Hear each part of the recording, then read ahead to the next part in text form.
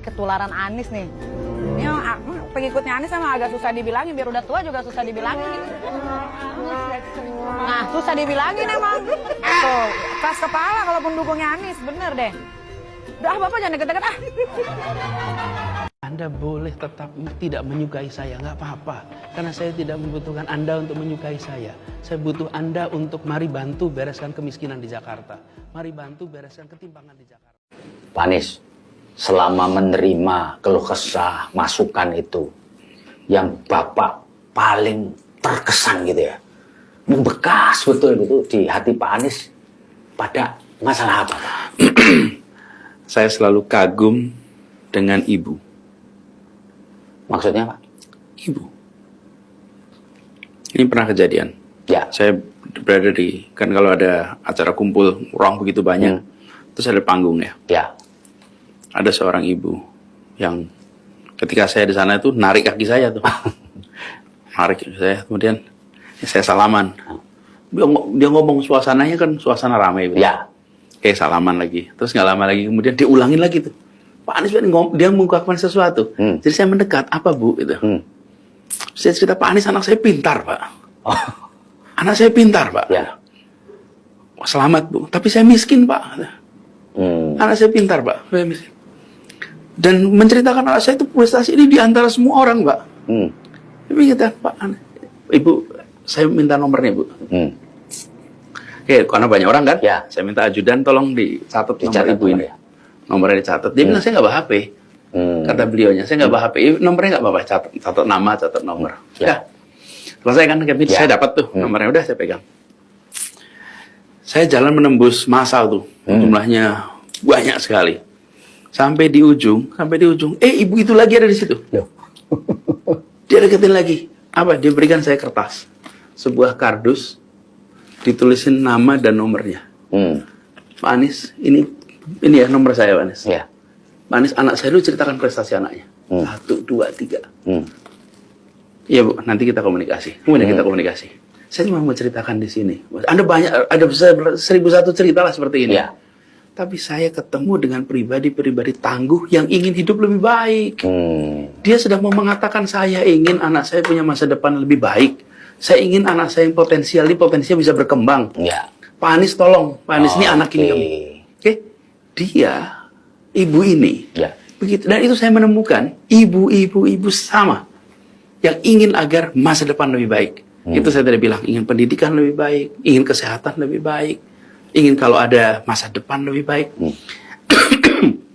Ini Pak Feby, saya punya 1001 cerita Pak Feby. Ya. Itulah sebabnya setiap kali selesai di dalam sebuah interaksi, itu banyak inspirasi yang muncul. Inspirasi untuk melakukan ini, lakukan ini. Dan saya dari dulu mengatakan begini, inspirasi itu tidak datang dari meditasi. Inspirasi itu datang dari interaksi. Semakin banyak kita berinteraksi, semakin muncul inspirasi untuk ini harus kita kerjakan, ini harus kerjakan, ini kerjakan. Ide itu muncul bergiliran. Nah, peristiwa-peristiwa seperti ini itu banyak sekali. Dan Bapak temui ketika melakukan perjalanan ya, itu catatan. Karena itu saya mengatakan tadi ini seperti perjalanan spiritual. Dan yang terlihat di depan kamera adalah seorang calon yang berbicara.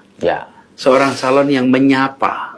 Yang terlihat di depan kamera. Yang tidak muncul di depan kamera adalah seorang calon yang menyerap. Menyerap rasa, menyerap pandangan, menyerap suasana, menyerap emosi, itu nggak ada kelihatan. Jangan ajak yang sudah sepemahaman, ajak yang beda pemahaman.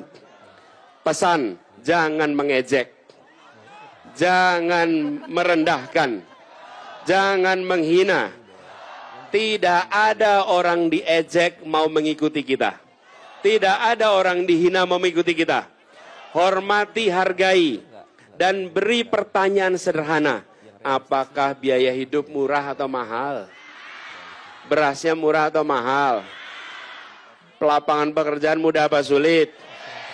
Itu pertanyaan ibu buat sana, bukan saya buat bapak ibu. Nanti ibu-ibu jawab, kalau memang itu semua berat, maka pilih nomor. Untuk apa? untuk perubahan. Itu pesan yang harus digaungkan ke depan. Dan insya Allah kemenangan di Jawa Barat akan mengantarkan kita pada kemenangan Indonesia. Ingat baik-baik, perubahan tidak terjadi dengan sendirinya. Perubahan harus diusahakan. Perubahan harus dipersiapkan. Insya Allah 3 minggu ke depan, kerja keras, kemenangan diantarkan kepada kita. Saya mau berikan rumusnya, kepercayaan. Kepercayaan K sama dengan, atau itu K sama dengan K1 tambah I tambah K2 kurangi KP. Ditulis sebagai persamaan KP. Oke. K itu K yang tanpa apa? Namanya kepercayaan. Kalau K1 apa? Yang membuat orang dipercaya itu kalau apa? K1 namanya kompeten. Jadi K1 sama dengan kompeten. Kalau tidak kompeten mungkin nggak dipercaya. Nah, yang kedua I. I apa kira-kira? Ya, tuh, integritas. Integritas itu artinya bukan saja jujur, tapi melakukan hal yang benar untuk kepentingan publik. Ketua preman di terminal habis nyopet terus cerita apa adanya, jujur, berintegritas tidak? Tidak. Yang kedua K apa? K2 apa itu? Apa? Bukan. Kedekatan, harus dekat. Yang membuat Anda dipercaya karena punya kedekatan. Nah, 3 ini membuat kepercayaan hadir. Punya kompetensi, punya integritas, dan punya itu bikin trust jadi tinggi. Karena itu tambah. Tapi ada yang membuat kepercayaan jadi turun, namanya KP. KP itu apa? Kepentingan pribadi. Tuh, orang percaya sampai yang diurus anaknya saja, ponakannya saja, saudaranya saja. Betul nggak? Apa yang terjadi? Kepentingan gara-gara kepentingan pribadi, kepercayaan turun, bukan?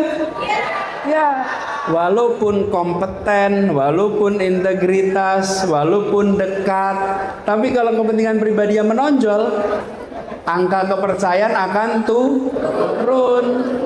Itulah persamaan kepercayaan. Jadi kalau mau jadi pemimpin, ingat-ingat ini 4 unsur ini. 3 meningkatkan kepercayaan, 1 mengurangi jadi yang harus Anda kendalikan mau jadi pemimpin yang baik, 3 ini tingkatkan. Kompetensi tingkatkan, integritas tingkatkan, kedekatan tingkatkan, kurangi kepentingan. Nah, yang banyak di negeri ini masalah, kenapa? Karena KP-nya kegedean. Iya. Dapat jabatan, KP-nya tinggi, memperkaya diri. Betul tidak? Nah, dapat jabatan yang diurusi sanak saudara. Meritokrasi dikalahkan dengan koneksi. Betul tidak? Nih, yang sering membuat negeri ini bermasalah bukan 3 pertama, tapi 1 yang terakhir. Betul tidak? Jabatan mau selesai minta diperpanjang. Betul tidak? Ya, ini contoh nih. Nah, adik-adik semua, Anda adalah anak-anak muda yang jadi pemimpin muda. Pelajaran dari ini adalah kendalikan yang nomor 4 ini. Kendalikan nomor 4 ini, berlatih dari sekarang mengendalikan itu. Kadang-kadang kita lupa mengendalikan nomor 4 ini. Dengan mengendalikan itu, insya Allah nanti Anda akan bisa menjadi, atau paling tidak punya modal jadi pemimpin yang baik. Nah, itu jawaban singkatnya atas pertanyaan tadi. Halo teman-teman, berjumpa bersama saya di Politik Dangi.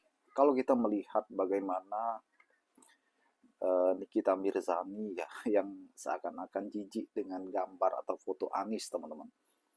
Menurut saya ini keterlaluan ya, sangat-sangat menjengkelkan sebenarnya. Kenapa? Karena sifat yang sangat keterlaluan dari Nikita Mirzani ini yang ditampilkannya di depan umum, teman-teman. Ya ini seolah-olah sangat sombong sekali ya.